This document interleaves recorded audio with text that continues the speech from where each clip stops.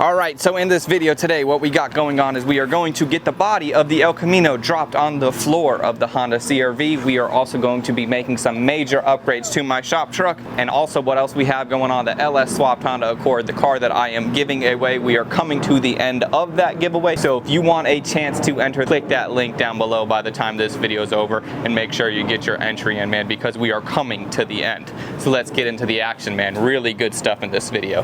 Really good stuff in all the videos, I think. Let's get started. And now, you're watching the Cinco de Drinko puke in the Cinco and end up with a Divorso channel of YouTube. Welcome to BodeVision.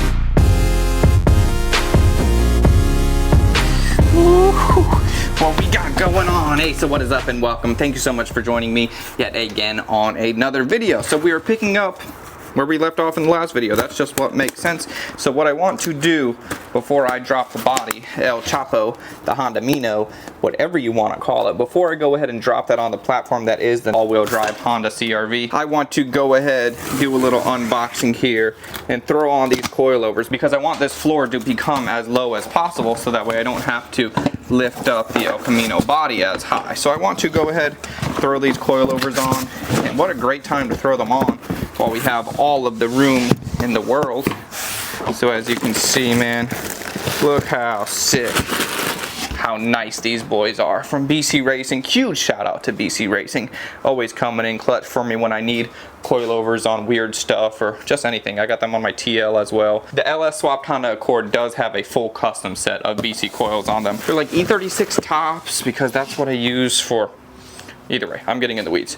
We got the rears right here. The rears have the eyelet on it. We got the fronts right here. The fronts have the little fork that slides in that we're going to have to use off of this suspension. So I think I want to start with the rear because I have so much space for everything. It should be a nice and easy install. So let's go ahead and get this floor jacked up, pull out the old stuff, then put these boys on.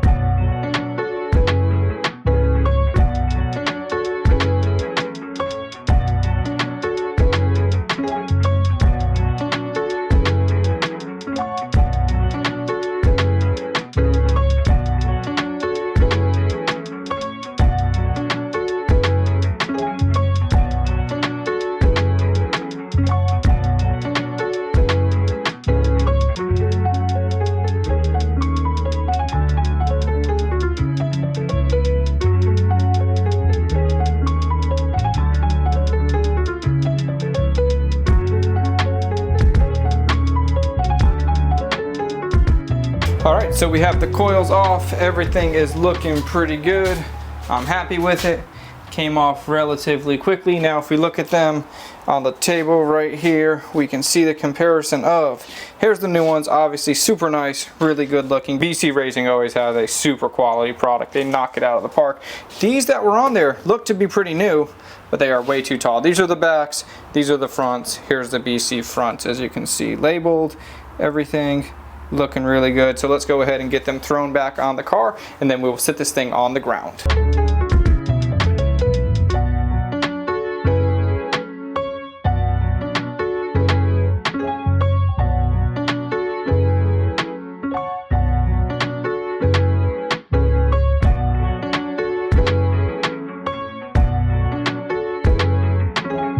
Alright, so what we got going on now that we have the CRV sitting a little bit more properly, sitting like I feel like it should be for a El Camino body to go on it. That's crazy to say because when would an El Camino body go onto a CRV? Now one thing that I'm going to have to do before I pick this guy up, I want to make sure every single thing is out of the way. One thing that's for sure going to be in the way is these tubs, wheel arches, whatever you want to call them. So I'm just going to cut them out in a clean line, nice radius, just to get them out of the way. Once I have everything everything's set up with the CRV floor in here and I can figure out what's going on, I want to start to piece this back together. I know I'm going to have to put a hole in it to get access to the coilovers, but I would like ultimately the El Camino to look like an El Camino, not look like a CRV body under there. So we'll figure out the tubs and the bed floor when that time comes, but as of now, I just need everything to be out of the way so that way we can drop this guy on there.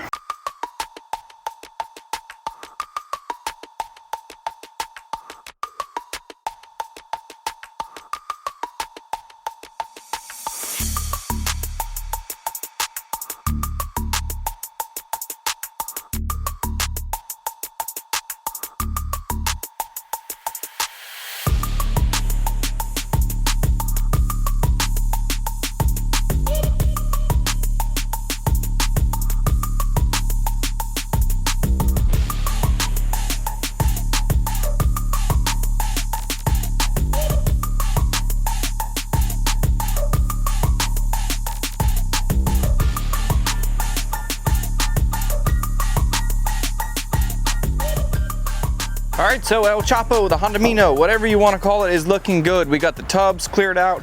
Every single thing is cut and removed and out of the way. So I think it is time to lift this old girl up for the first time.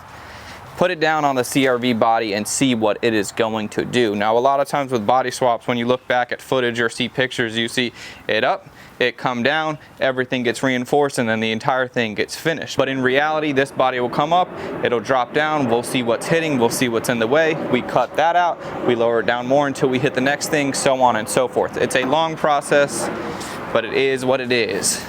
So let's go ahead and get this thing up in the air, lower it down, and find that first thing that is going to be in the way. This is really exciting right here, man. Come on.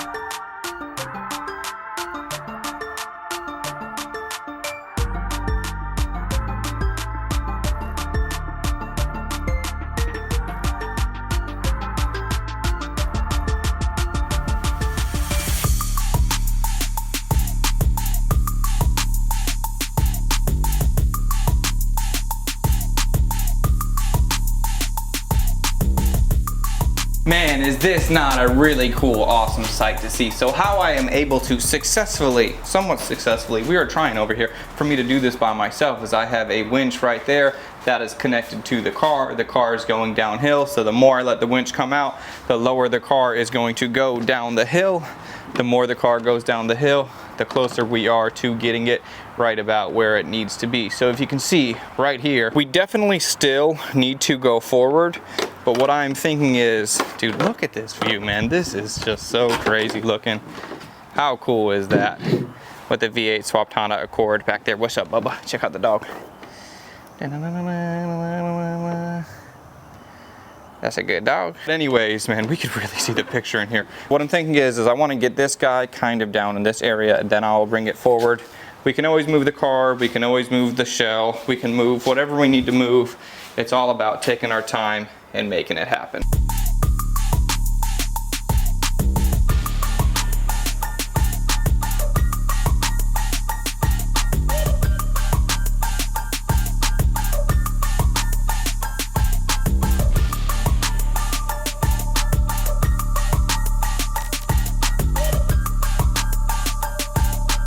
All right, so obviously we are getting close. It is really exciting stuff to see this going down, but we have a couple things that are in the way, and I think I need to just chop them out of here so that way we can keep moving on with the progress. So what I'm thinking is this area right now, this is just way too tight for me to do anything. Now I wanted to make sure that I keep this because this locates the doors.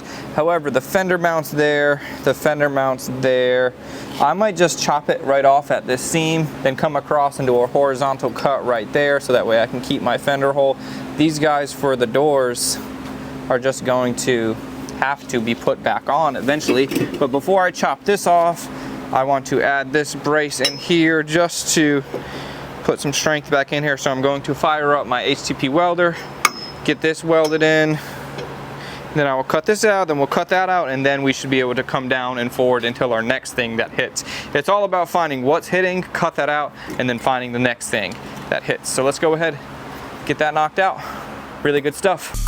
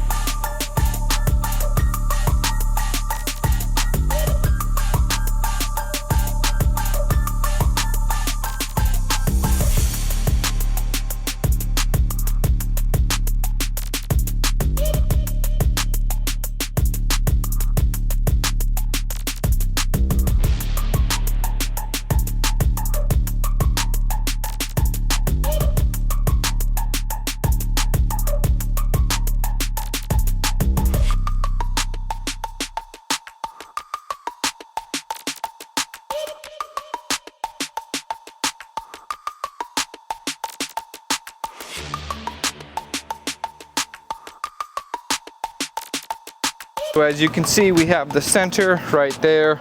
The wheels need to come forward just a little bit, but we have hit our first roadblock. And well, really it's our second roadblock. Number one, I cut out all of this stuff just so I can get further along.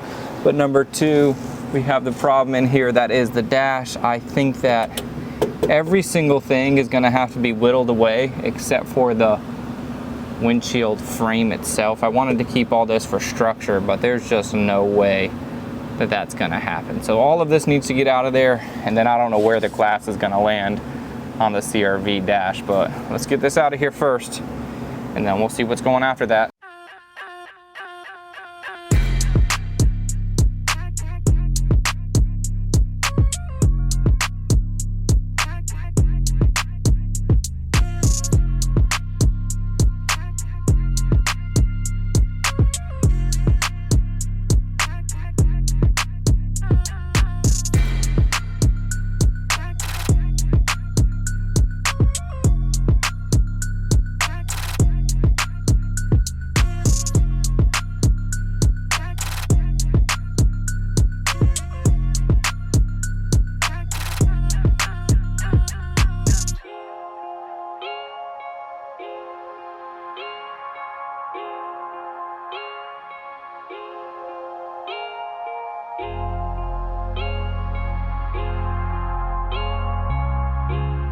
And as you can tell, we got something going on over there. It is looking like one car at this point. As you can see, the back is looking really good. We are just about where we need to be. I got a line right here. I have a screw in the tire. Maybe it needs to go up just a little bit, but we are still fighting hurdles over here to get the glass down all the way.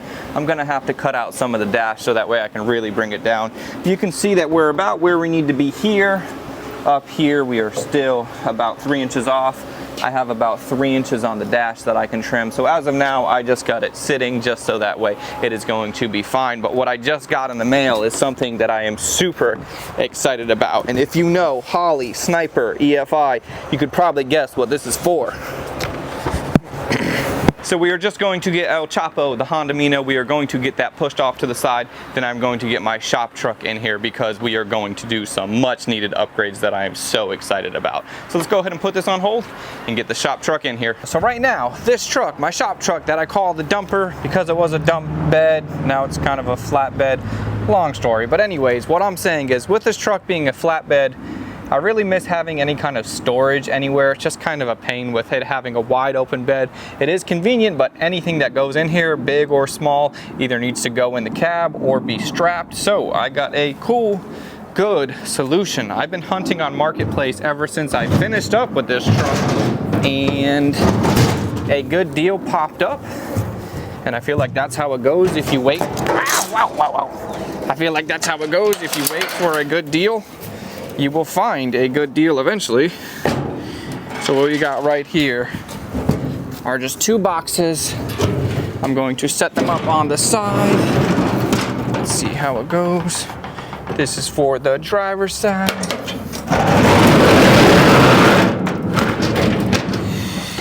And these boxes are like $800 new. I found them both $100 or $50 each. Was a super good deal. I put over 100 miles on the truck to get it. It was a little bit nerve-wracking because I had never took the truck more than 5 miles away from the house, but I said, this is a good deal. Let's load up the truck and let's go get these things. Oh, just like that. Okay, so I think they look good. They're the perfect length for me. What I have to do is get them bolted down and secured, obviously. And I'm not just going to stuff these with tools. I'm gonna keep them relatively empty because they're my storage compartments. If I get something that's not too big, or even let's say I go get some metal, like some of the tubing that I recently got would have fit in this guy. I didn't get tubing that was crazy long, so I could have just thrown it in here and have been off. But instead I had to strap it down. So I'm gonna go ahead and get these cleaned out a little bit, figure out exactly where and how I wanna put them, run some through bolts through, and they were done. This is a major upgrade for me, and if I don't like them, I could always rip them off in the future. I think they look good. And also too, the width of the bed from one side to another, we are still at 4 foot 8 inches, 4 foot 6 inches right in there. So I could still fit a full sheet of plywood in here. So we are 4.5 feet by 8 feet and change. So a full sheet of wood could still fit in here. So I'm not losing a lot of bed space. Even though I am losing a little bit of bed space, I think it's going to be utilized a lot better with these boxes.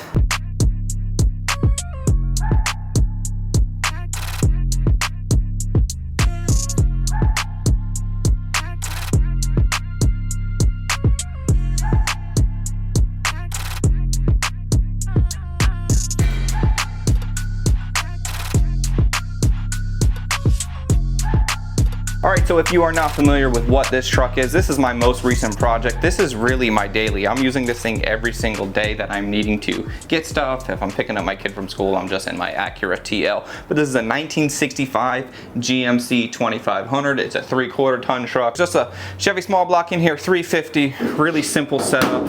I got this truck as just a roller. It had been sitting in someone's barn for a long time, so I did a patina paint job on it, got a motor in it, wheels, tires, just kind of went through it. Now it's a really good truck besides the fact that it has an old school, outdated EFI carburetor on it, but that is going to change with Holley's EFI system. So what we got right here from the beautiful people over at Holley is everything to modernize this truck, to make it fuel injected. We have all the parts, all the hoses, all the wires, every single thing that we are going to need. And I also opted to go with the Bluetooth version. Here's the part number right there, Holley Sniper 2 Bluetooth. This Bluetooth is going to be a game changer. I'm going to be able to control everything on my phone, which is super cool. Data logging and all that stuff for you race guys. I'm not necessarily going to need to be data logging unless I'm kind of trying to get it tuned to run most efficient for what I want it for, which is just riding around town. So the way that this works is you pull off your old carburetor. You got this guy right here, which looks like a carburetor, but this is actually where all the magic happens. This itself is going to be the fuel injected unit. Old carburetor is going to come off. We're going to throw that thing in the garbage. Not really, it's actually a halfway decent carburetor that I fully rebuilt, but fuel injected is a game changer. So we got this right here. This is the main centerpiece. Also have our little display that it comes with. So I'm going to have this on the dash. If you see a truck or a car with this little guy in it, you know it's serious because Holley's running the computer, Holley's running the fuel injection and all that, and we just have all kinds of stuff. So I think what I'm going to do is we'll just start focusing on the install. We have wiring, we have physical install. I have to install a wideband O2 sensor. I also have to install a return fuel line on my tank. So a lot of those things are going to take some time. I got my father over here helping me. He's gonna do a lot of the wiring. I'm gonna focus on the physical install, and we are just going to get this knocked out. Huge shout out to Holley, man. Their stuff, second to none. Sniper EFI is gonna be a game changer for my shop truck.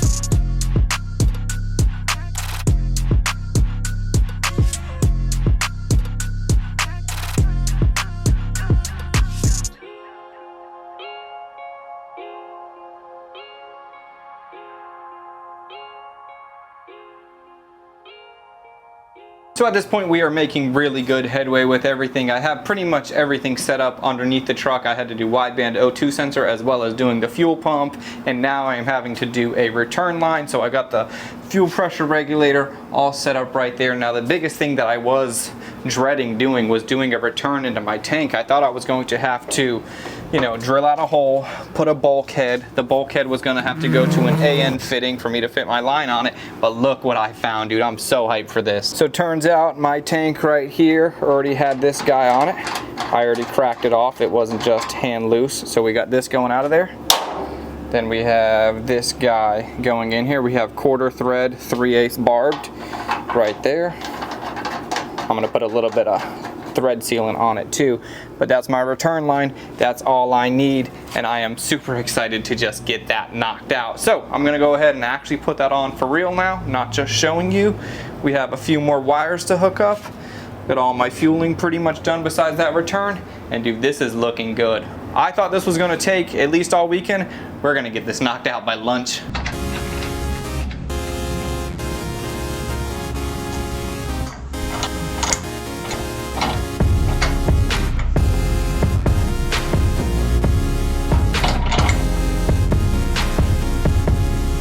Alright, so right now I wanted to go into that startup process. Since I opted for the Bluetooth version right here on my phone, I got the, you cannot see anything, I got the Sniper EFI app to let me just turn on my ignition, and we'll go through this thing together. So I got it powered on. I can hear the fuel pump. That should come on for a few seconds.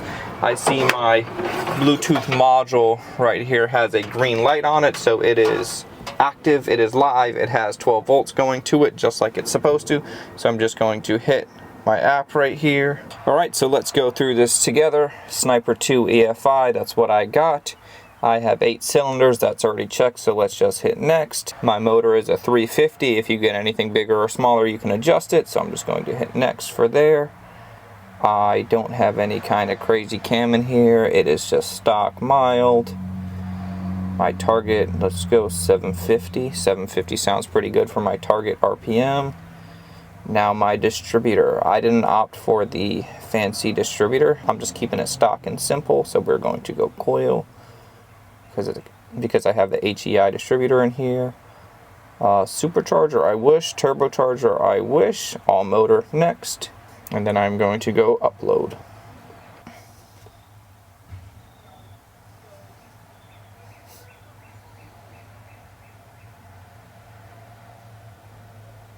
And we got success, so let's do done. Now we have my gauges set up right there on my phone, so let's turn this thing on and see what it does. Alright, so this is all my real-time live data going on right here. TPS, top left, I'm just going to blip the throttle, give it a little bit so that way we can see that it's working. I might go for like 10 or 15%. Alright, so that's working. My battery voltage right there. My RPM. Everything. Now with the app, I can go ahead and do all kinds of stuff. I can do tuning on the fly if I want to. I can make all kinds of changes. I can adjust stuff. I can adjust my target AFR. I could change my basic. I could put a rev limiter on here if I wanted to. I could do two-step on here if I wanted to. Launch retard if I wanted to. All kinds of stuff. Basic idle. We can change my basic idle if we wanted to, but I like it at 750 RPM right now. My target AFR is at 13.5. This stuff's a little bit more nerdy than I super get into, but it is really cool knowing that I can make all of these adjustments if I needed to. But I think the coolest thing is that I have a gauge right here on my phone in my pocket at all times. I'm gonna have to get a little mount I'm gonna have to get a little mount to put it up somewhere over here or something like that, so that way as I'm driving I can just see it and it is doing exactly what I want it to do. Notice the RPM's a little bit high right now. That's just because it's letting the motor warm up. It should come down here in a little bit. Super hype. Super excited for this. The Bluetooth module, I have it right down there. I'm gonna keep it in the glove box. And dude, just listen how smooth this thing is idling, man. When I had the carburetor in here and it was at lower RPMs, even at 1,000, it would kind of hesitate and feel like it wanted to die out every so often. We have just been idling nothing but extremely smooth ever since we turned it on for the very first time. First fire up, man, really excited. I think what I wanna do now is I wanna drive it around for a little while and then I will report back to you in the shop, let you know how everything goes. And I'm so excited for this, man. The really cool thing about this kit is I have it in a work truck. You could put it in a work truck. You could have it in a hot rod. You could have it in a resto mod. You could have it in whatever you want to put it in because it is so versatile. There's a whole bunch of different options that you can do. You can do the Bluetooth option if you want. You don't have to do the Bluetooth option. No matter what, Holley has something for you in your car that is going to bring it to the next level. And it's really affordable as well. Definitely the best investment made for this truck to bring it from something that was a little bit iffy to something that is perfect. Why would you not spend a little bit of money to bring your car to the next level? So at this point I wanted to give you my true real world review and real world experience with the Holley Sniper 2 EFI with the Bluetooth. Right now I'm not running the Bluetooth, I'm actually running the 3.5-inch display just mounted up there, trying to figure out what I like more. I think the Bluetooth is really cool because you have so many options to adjust on your phone. But if I'm just running somewhere quickly, I'll just run this guy in. I'll figure out what I like. I'd advise you to do the same with your setup. So one thing that I could say, this thing is running way smoother than it's ever ran before, especially on decel. Like if I just am cruising in 4th gear, which is all this truck has, if I'm cruising in 4th gear and I come up to a red light and I take it out of gear, put my foot on the brake, get it off the gas, it stays running strong. I mean, it would never do that before. It would have all kinds of fallout problems. What's up, Copper Man? It would have all kinds of falling out problems and whatnot. So right now, for the first 30 minutes, my first impressions, 10 out of 10, really solid. So I'm gonna keep enjoying my Sunday drive and we'll make our way back to the shop. All right, so overall, that first ride, 10 out of 10, really good stuff. So with this video, just to give a little quick recap with the El Camino, we have the body on here. We have a little bit of work to do in order to get it down where it needs to be, but I don't see it being too much of a problem. Once we get it where it needs to be, we're going to secure this thing on there. Once it's secured on, we're going to keep moving on with the El Chapo Honda Mino build. Then I'm going to maybe slap a turbo in this thing. I don't know about maybe, but we're gonna slap a turbo on this thing. This thing is going to make a lot of smoke and this thing is going to be a lot of fun, and I plan on making a lot more progress in the next video on this. It was really cool, nice and refreshing to get off this for a little bit, work on the shop truck, get the shop truck from being a good truck to being a great truck. Thanks to Holley for making those major improvements, and like I mentioned at the beginning of this video, you do not have much more time left to enter to win the LS swapped Honda Accord, also ran by Holley as well, Holley Terminator. So in the comment section down below, please let me know what you think of everything. Leave a like, subscribe, and I'll see you on the next one. I'm out.